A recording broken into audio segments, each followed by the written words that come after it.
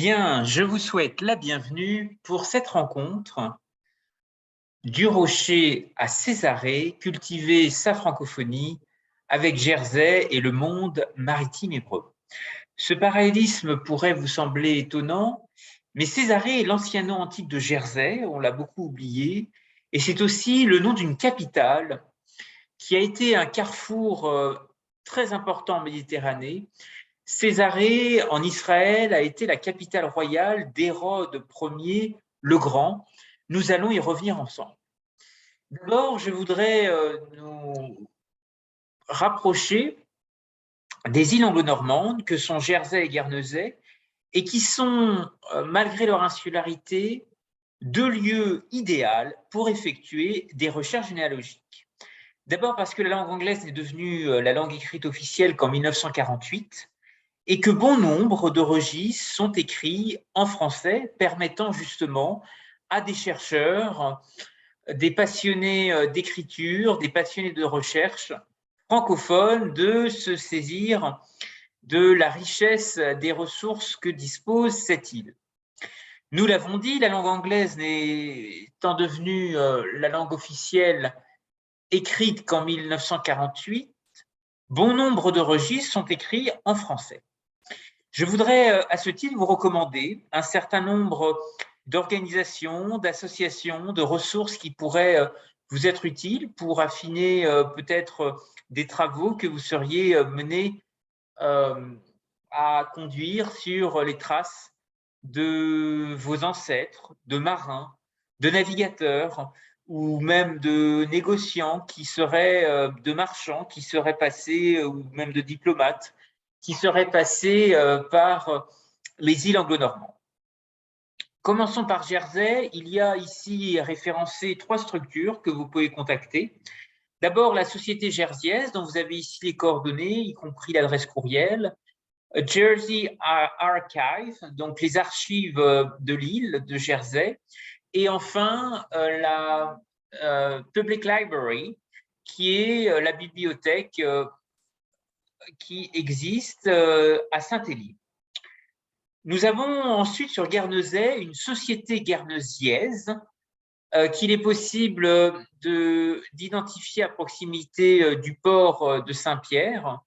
Une librairie également, Private Library, et enfin un service d'archives, Island Archives Services. Beaucoup d'informations, de contacts peuvent justement vous permettre, grâce à ces différentes références, d'approfondir vos recherches généalogiques. Je voudrais à ce titre vous préciser que la société jersiaise possède un certain nombre de documents, qu'il s'agisse d'arbres généalogiques, de registres civils, de naissance, de mariage, mais aussi un lecteur de microfilm mis à la disposition de ces visiteurs. D'autre part, les archives de Jersey possèdent la plupart des documents disponibles sur l'île, sous forme également de registres et également de microfilms. Ces catalogues disponibles aux archives sont consultables sur place ou bien sur Internet avec une recherche par nom. La rubrique est traduite en français. Enfin, dernier élément, la bibliothèque de Jersey assiste les personnes dans leurs recherches, mais ne traite pas les demandes. Elle possède des microfilms, des recensements ainsi que des journaux. Elle ne possède pas de documents antérieurs à 1841, mais il est préférable de se déplacer pour présenter sa requête. Je voudrais également compléter avec les coordonnées de cette association qui réunit un grand nombre d'informations, dont des arbres généalogiques, des registres de baptême, mais aussi des mariages. Si vous souhaitez faire un acte de copie d'un acte d'état civil à Jersey, eh bien, vous pouvez vous rapprocher de ce bureau dont vous avez ici les coordonnées à Saint-Hélier. Il existe un lien, un formulaire en ligne en anglais où vous pouvez effectuer votre demande. La démarche se fait en ligne et vous avez ici le lien qui a été spécialement créé par les autorités. Je vous rappelle que Jersey est une dépendance directe de la couronne britannique et que les lois et procédures appliquées sont différentes du système français. Aussi, vous pourrez le voir dans le formulaire en ligne, l'obtention des documents d'état civil est payante, tout comme l'envoi postal, paiement en ligne qui s'effectue via le formulaire de demande dont vous avez ici le lien sur cette page. Je transmettrai bien entendu les planches de cette conférence à tous ceux qui souhaiteraient pouvoir participer à cette aventure mémorielle. Alors, Guernesey, eh bien, dans le cas suivant, toutes les demandes concernant les recherches généalogiques doivent être adressées à la société guernesiaise ou à la Priox Library. Et si vous décidérez des contacts supplémentaires, vous pourrez contacter le service des archives qui possède des documents beaucoup plus spécialisés. Alors, comment passer du rocher des îles anglo-normandes à Césarée?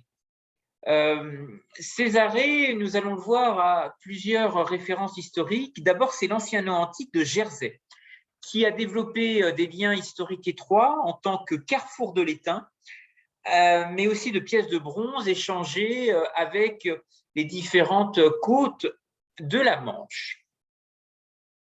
Ce qui est intéressant, c'est que ce récit autour justement de la monnaie a beaucoup inspiré Victor Hugo lors de son exil à Guernesey, où il avait imaginé dans son œuvre Les Travailleurs de la mer, la figure d'un roi au crinier de l'océan, qui aurait trouvé le bonheur dans ses États.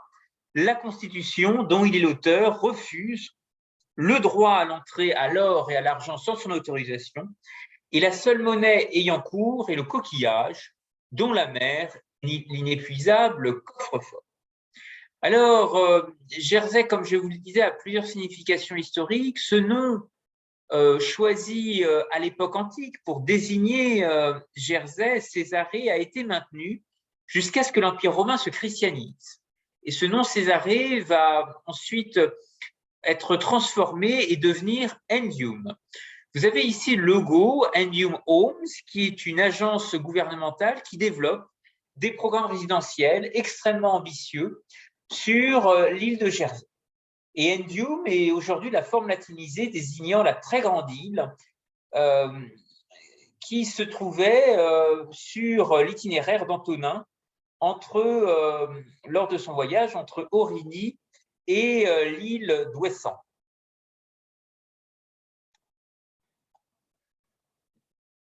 Césarée maritime. L'ouverture vers le grand large, c'est le nom d'un article qu'avait réalisé le journal La Croix dans ses colonnes et nous permet de naviguer vers la Méditerranée parce que c'est ce qui est assez fascinant dans la place de Césarée dans le monde antique, c'est qu'un certain nombre de cités ont aussi porté ce nom sur le pourtour méditerranéen. Il existe une ville de Césarée en Algérie et je vais revenir plus particulièrement avec la Césarée d'Israël. Qui est une cité antique, comme vous voyez ici, l'ancien hippodrome, bâti sur les vagues de la Méditerranée,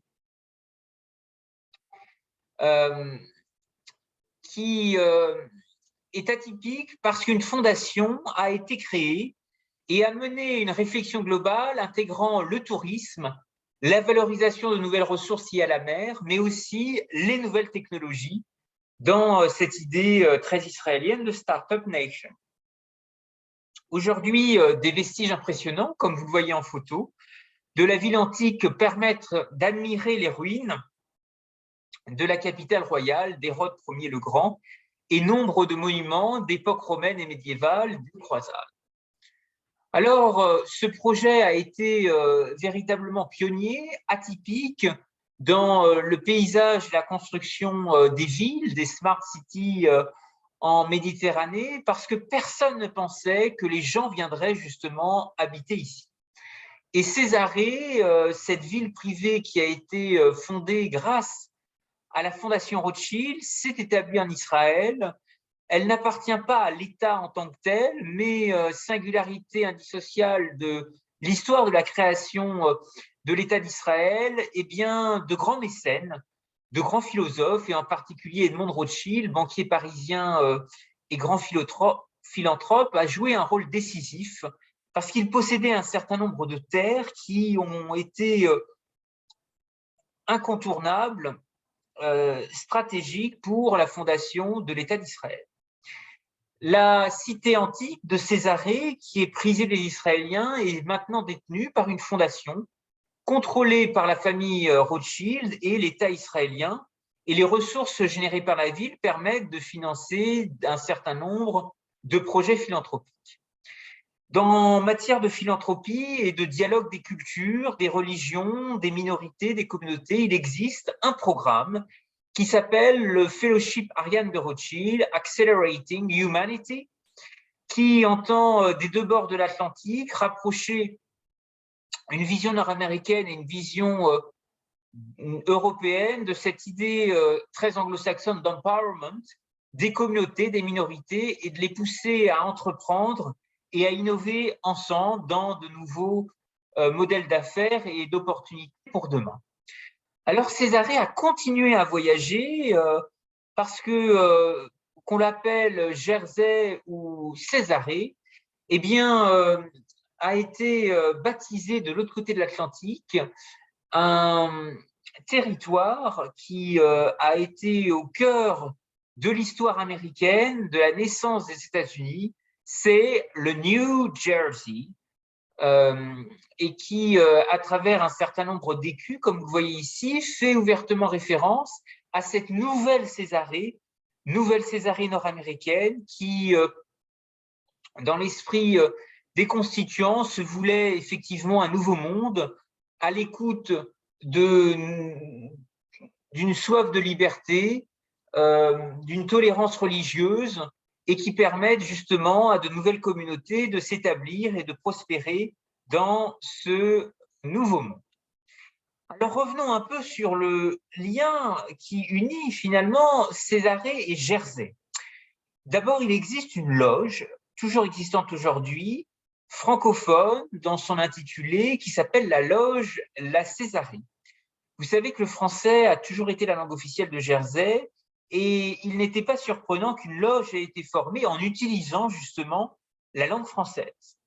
Cette loge est unique à Jersey en tant que cérémoniale.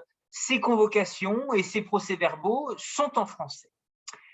Et c'est la plus ancienne loge francophone encore unie sur le registre de la Grande Loge unie d'Angleterre. Au XVIIe siècle, la loge a établi un tombeau, 19e siècle, pardon, un tombeau maçonnique dans le cimetière d'Almora. Almora désigne le nom d'un bateau qui a essaimé vers l'Asie, vers l'Extrême-Orient, et qui a eu une histoire tout à fait remarquable sur la route des Indes. Dans ce cimetière d'Almora, plusieurs anciens maîtres sont enterrés. La loge a joué un rôle déterminant dans la planification et la construction du temple maçonnique de Jersey, dont vous avez une photo ici, et l'un des constructeurs étant un membre de cette loge.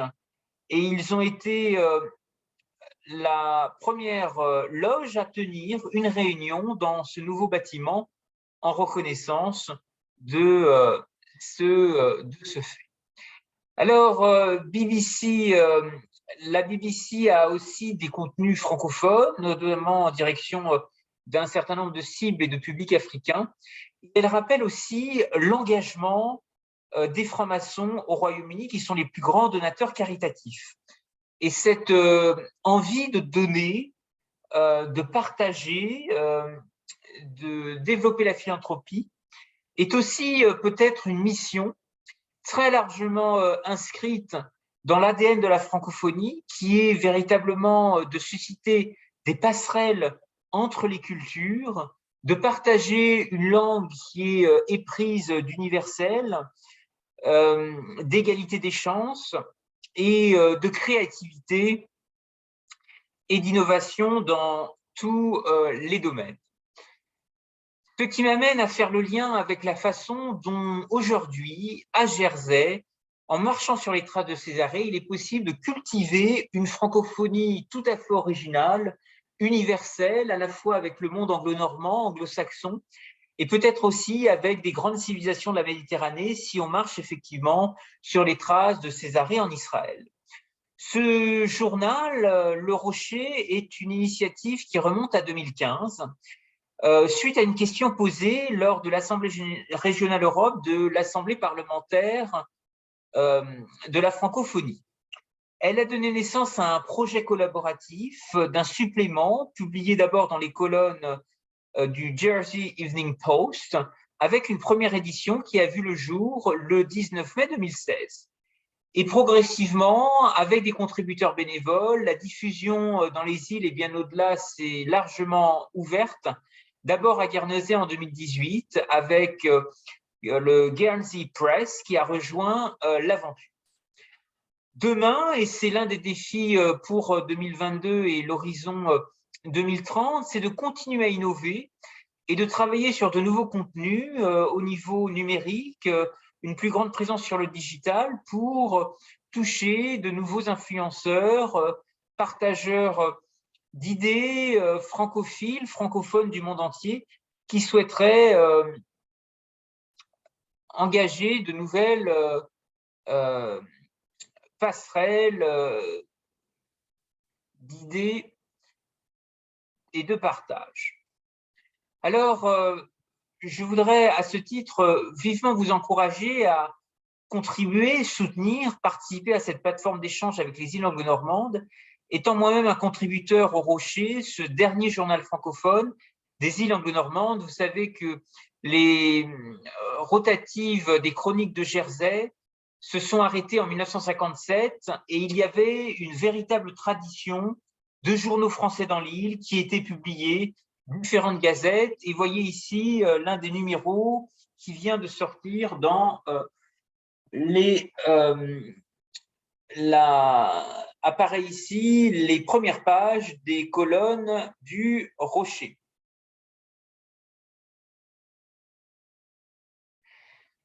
Avec un article qui a été choisi, tourné vers l'orientalisme autour du bicentenaire du déchiffrement des hiéroglyphes par Champollion, l'occasion de révéler combien finalement l'espace transmanche, avec des lieux magiques et millénaires comme la baie du Mont-Saint-Michel, sont véritablement au cœur d'une vitalité universelle entre Orient et Occident, que des références intellectuelles autour de l'écrit, qu'il s'agisse des manuscrits du Mont-Saint-Michel ou même d'autres textes dans des alphabets hébreux, grecs, arabes et latins sont aujourd'hui le témoignage de ce grand rayonnement intellectuel. Et puis, comme l'écrivait si bien Chateaubriand dans ses Mémoires d'outre-tombe, il y a dans l'espace transmanche un puits de science et de connaissances pour marcher sur les traces de grandes civilisations anciennes, et Champollion, en déchiffrant les hiéroglyphes, a été un formidable pionnier de l'égyptologie et du dialogue des civilisations. Je vous invite à découvrir les articles passionnants qui sont justement publiés dans les colonnes du Rocher en français et qui invitent au débat avec de nombreux autres contributeurs. Du Rocher à Césarée, l'intérêt de cultiver aujourd'hui sa francophonie avec Jersey, mais aussi le monde hébreu maritime, est original parce qu'il existe aussi un certain nombre de publications, de ressources qu'il est possible de traduire dans plusieurs langues et qui peuvent stimuler justement un grand débat d'idées, de nouvelles réflexions futuristes à la croisée des chemins, des îles et des continents.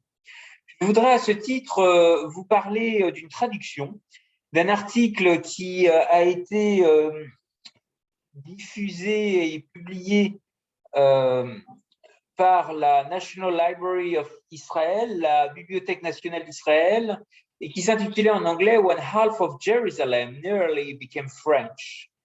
Et j'ai voulu traduire ce document pour le partager à des francophones et montrer à quel point de Césarée à Jersey, il est possible de créer des liens extrêmement forts. Vous savez que la civilisation normande a aussi rayonné en Méditerranée, que Laurence d'Arabie était lui-même venu dans la baie du Mont-Saint-Michel. Il avait passé une nuit dans l'auberge de la mer Coulard. Il est venu également sur la côte d'Émeraude, Dinard, Saint-Malo.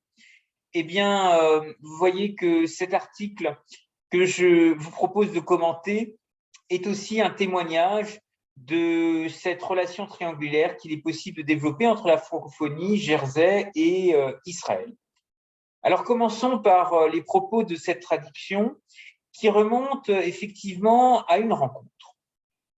Sans une intervention cruciale, à l'heure du déjeuner du général Edmund Allenby, qui avait apparemment la bouche pleine, la moitié de Jérusalem aurait pu passer sous contrôle français. En fait, si Allenby était resté silencieux, il n'aurait peut-être jamais eu de mandat britannique en Palestine, sans parler d'un État d'Israël. Tout aurait pu être très différent si les choses s'étaient déroulées comme prévu.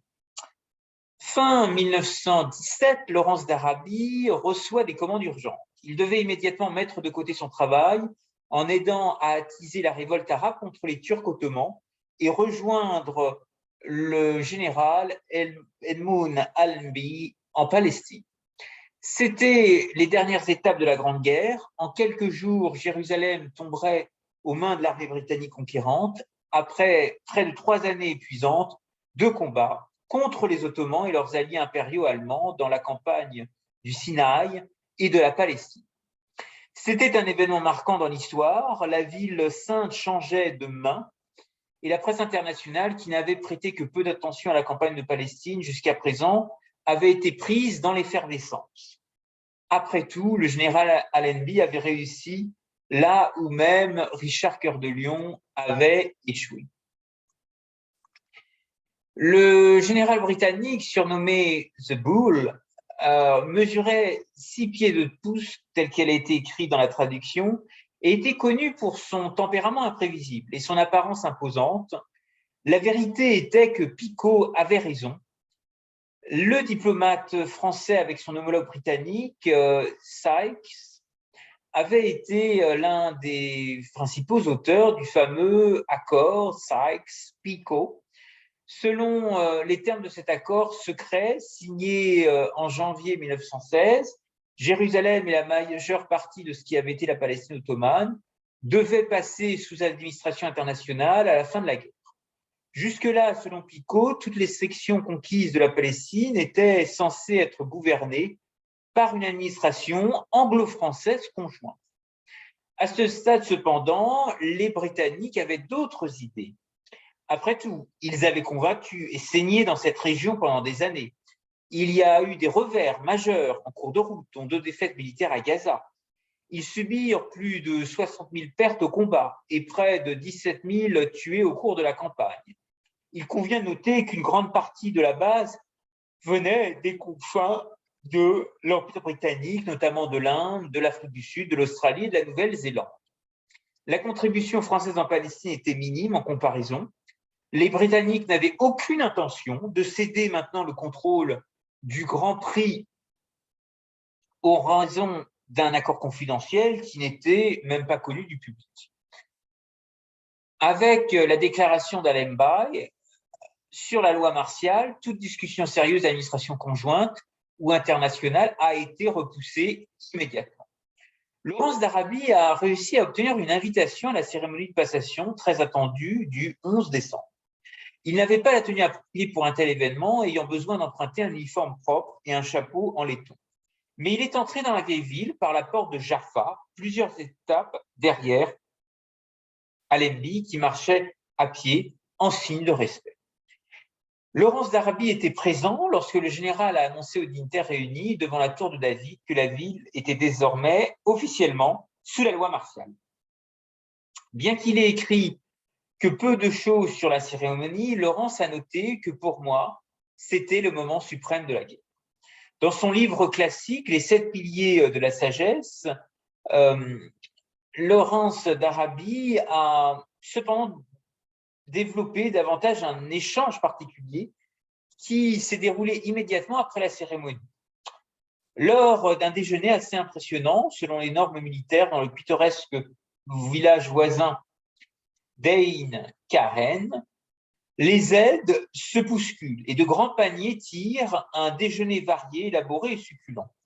Sur nous tomba un court espace de silence qui fut brisé par M. Picot, le représentant politique français, qui, de sa voix flûtée, dit « Et demain, mon cher général, je prendrai les mesures nécessaires pour mettre en place un gouvernement civil dans cette ville. » Un silence a suivi, comme s'ils ont ouvert le 7e sceau dans le ciel. Des sandwichs à la salade, à la mayonnaise, au poulet et au foie gras pendaient dans nos bouches humides, sans mâcher, tant nous nous tournions vers Allenby et restions bouche bée. Même lui, pour le moment, semblait désemparé. Nous commençons à craindre que l'idole ne trahisse une fragilité. Mais son visage rougit, il déglutit, le menton relevé comme nous l'aimions, tandis qu'il disait d'un air sombre, dans la zone militaire, la seule autorité est celle du commandant en chef, moi-même. Picot a protesté davantage, mais a été interrompu par Allenby qui a clairement indiqué que le gouvernement civil ne serait établi que lorsqu'il le jugerait bon. Il semble que François-Georges Picot ait eu l'impression que la France et la Grande-Bretagne partageaient les autorités administratives à Jérusalem, maintenant que la ville était tombée aux mains des puissances alliées. Allenby n'avait clairement rien de tout cela. Il est possible que l'échange ait été encore pire que ce que Laurence d'Arabie a décrit. Un autre témoin oculaire, un officier français du nom de Louis Massignon, qui faisait partie de la délégation de Picot, a écrit « Allenby menaça sévèrement Picot d'être arrêté s'il intervenait. » Le général britannique, surnommé The Bull, mesurait 6 à 12 pieds et était connu pour son tempérament totalement imprévisible. Alors, je me suis intéressé à ces recherches en visitant le pavillon Israël à l'exposition universelle de Dubaï et en m'arrêtant également dans le pavillon Palestine. Il est possible que, effectivement, cet échange ait été beaucoup plus pire que Laurence avait décrit, et le général Allenby avait notamment d'autres plans en tête. La vérité était que Picot avait raison. Le diplomate français, avec son homologue britannique, Mark Sykes, avait été l'un des principaux auteurs de ce fameux accord Sykes-Picot.